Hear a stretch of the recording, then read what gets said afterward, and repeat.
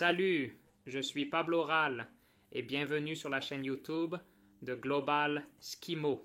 Vous ne m'attendiez pas de sitôt, hein? Eh bien, restez jusqu'à la fin de cette vidéo parce que je vais vous parler de quelques petites nouveautés sur la chaîne que vous allez sûrement aimer. Cela dit, commençons.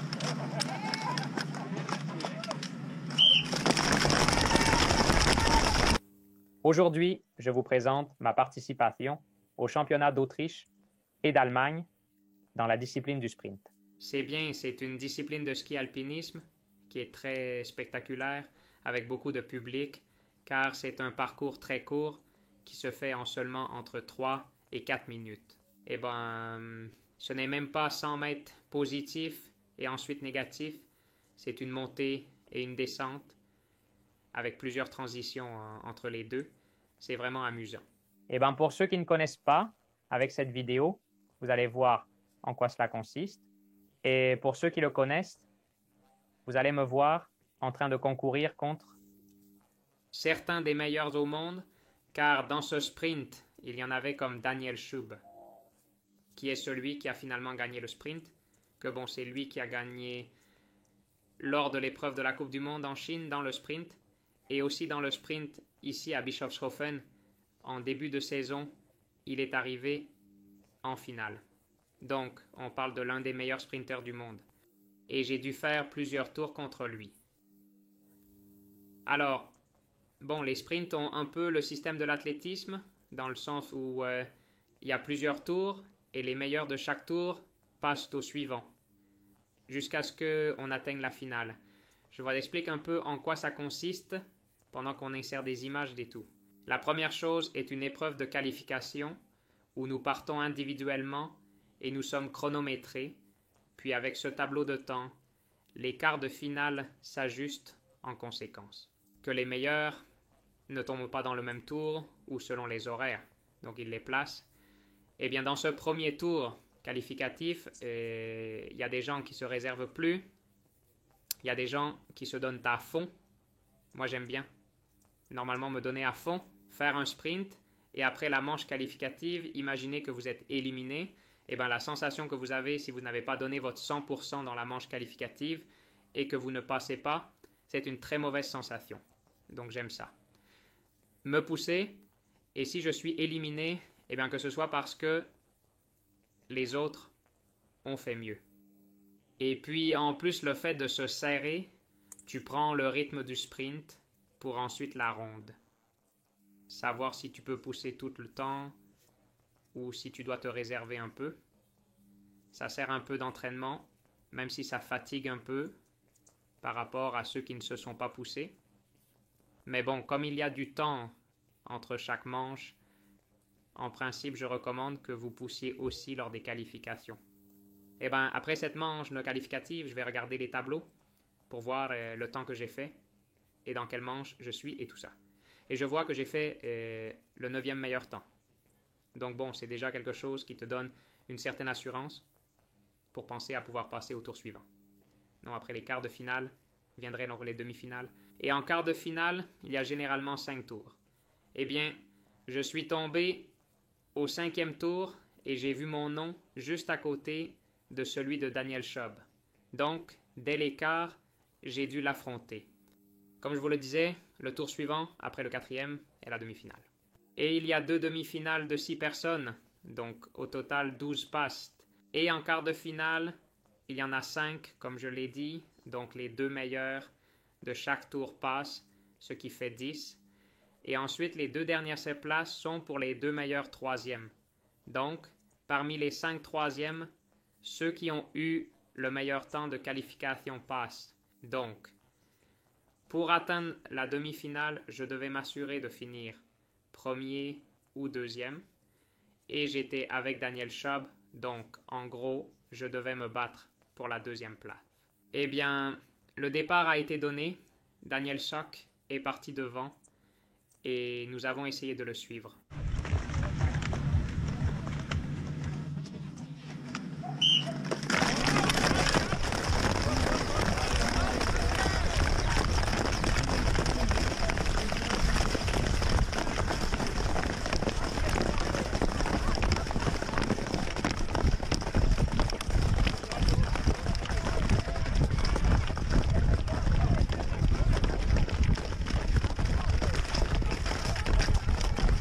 après une zone de glissement, nous sommes arrivés à un zigzag où j'essaye toujours de prendre un chemin différent de celui des autres. Parce que parfois, certains échouent ou perdent une peau ou glissent. Et si tu es derrière eux, il n'est pas facile de les dépasser. Donc ça te bloque. C'est pourquoi j'essaie toujours de prendre le chemin contraire, car les zigzags se croisent. Et ainsi essayer ça, éviter les problèmes de bouchons. Et quoi que ce soit. Ainsi, tu peux aussi suivre ton propre rythme sans te soucier des autres. Eh bien, après ces zigzags, il fallait faire attention en passant à la transition pour mettre les skis sur le sac à dos. J'ai assez confiance en mon changement, car je l'ai beaucoup pratiqué. Donc, voilà.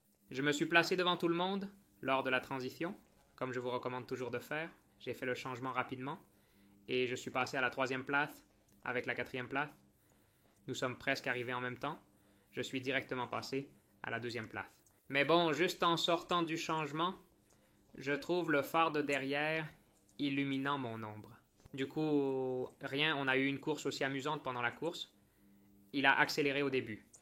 Et j'ai essayé de me mettre à côté et de maintenir le rythme. Et on était à un rythme assez élevé. La course était assez plate, ce qui ne m'a pas trop avantagé.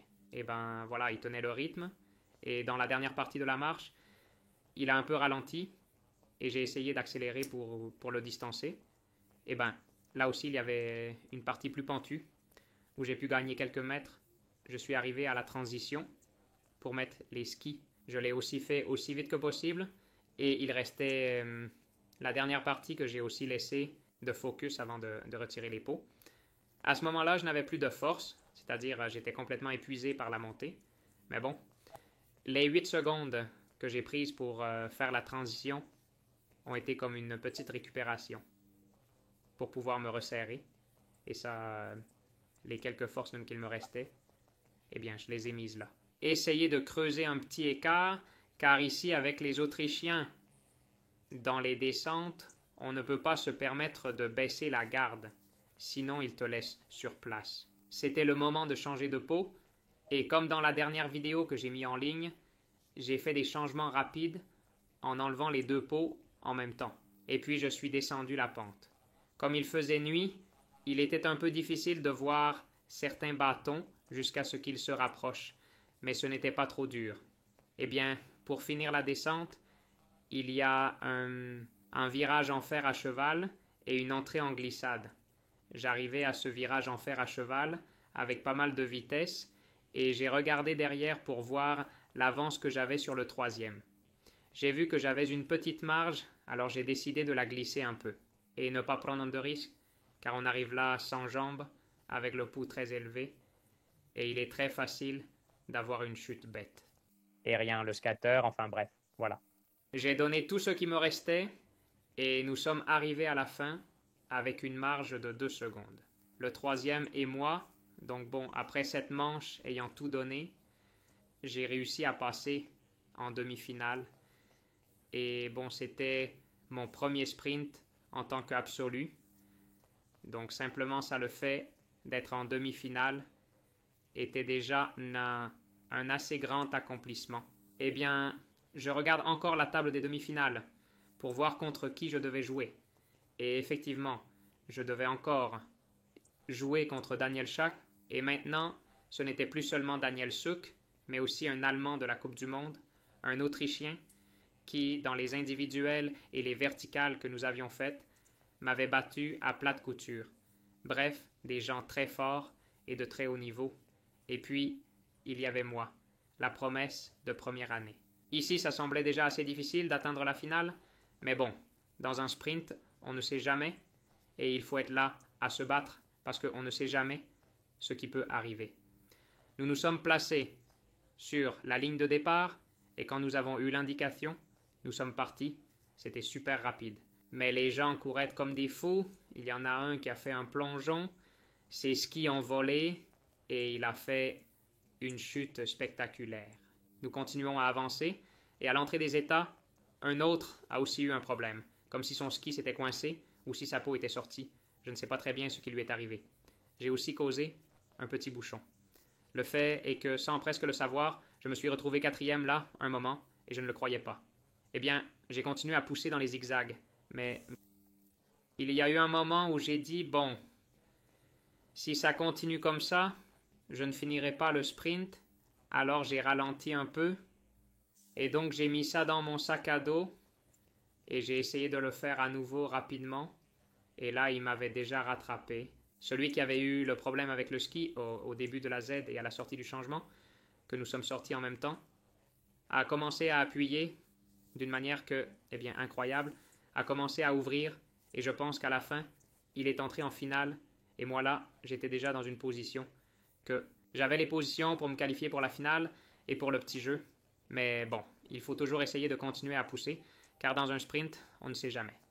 On peut rater un changement, ou beaucoup de choses peuvent se passer. Donc même si c'est difficile, il faut continuer à s'exiger, et ça menait au changement de me le mettre ici.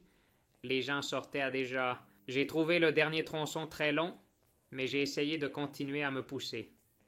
Pourtant, le temps de cette demi-finale était de 15 secondes plus lent que celui des quarts de finale. Car bon, c'était normal. En quart de finale, à la fin, j'étais coude à coude avec quelqu'un et je donnais tout. Et ici, plus ou moins, depuis la moitié du sprint, j'étais déjà un peu plus seul. Et à la fin, même si tu essaies de continuer à te pousser, tu n'arrives pas à appliquer la même vitesse. Et rien de changé pour enlever les pots. C'est le même changement de sprint. D'ailleurs, je vais mettre une vidéo sur la chaîne si vous voulez apprendre.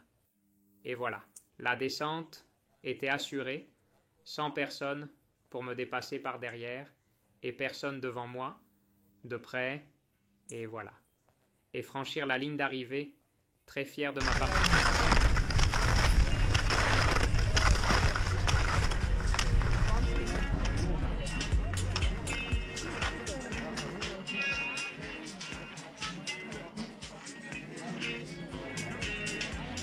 Au début, je pensais que j'avais terminé 9e ou 10e, car comme j'avais terminé 5e dans mes tours et qu'il y avait d'autres tours, normalement on te place 9e ou 10e. Mais j'ai eu la surprise que celui qui est entré avant moi a eu une sorte de pénalité. Je ne connais pas bien son erreur. Et finalement, j'ai terminé 8e. Très heureux de mon premier sprint en tant qu'adulte. Et donc, surtout les 6 qui sont entrés en finale, je crois que les 6 viennent de la Coupe du Monde, donc c'est pas mal du tout. Eh bien, pour ceux qui sont arrivés jusqu'ici, voici les nouveautés dont je vous ai parlé au début de la vidéo pour la chaîne. Et je veux que ce soit comme ça les prochains mois. Je vais m'engager, je vais essayer de mettre en ligne une vidéo par semaine. Comme vous le savez, je n'ai pas de jour, je n'ai pas d'heure précise pour publier les vidéos, mais je les mets en ligne un peu de manière aléatoire. Mais bon, sachez qu'il va y avoir une ou plusieurs vidéos par semaine. Et si vous voulez savoir quand je les mets en ligne et ne pas en rater une seule, ce que vous devez faire, c'est cliquer sur la petite cloche à côté du bouton d'abonnement.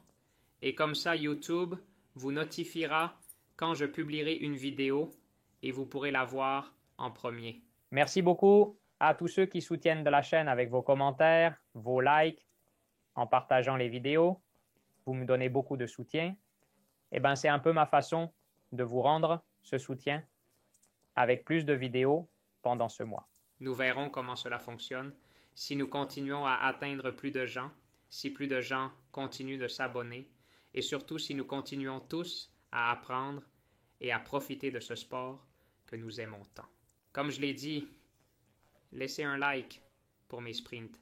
Rien qu'en regardant les vidéos, mon pouce accélère et donc, important, la cloche. Ce qui est important pour que vous ne manquiez aucune vidéo. On se voit la semaine prochaine avec plus de vidéos. Au revoir.